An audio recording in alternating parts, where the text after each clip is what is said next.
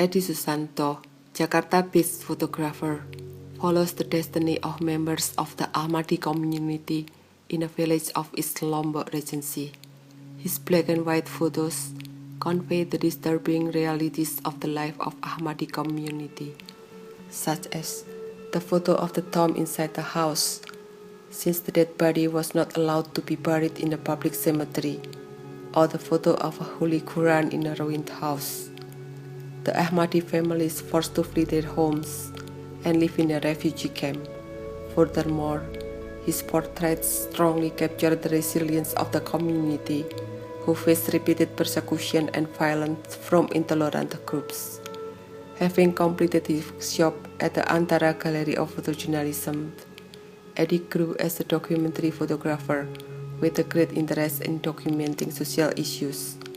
Based on his statements, he wants to emphasize injustice and the failure of the state to protect its citizens and the rights of minority.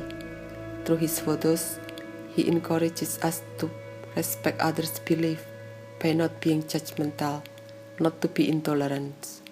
Edi says, violence toward people of different faith is never justified.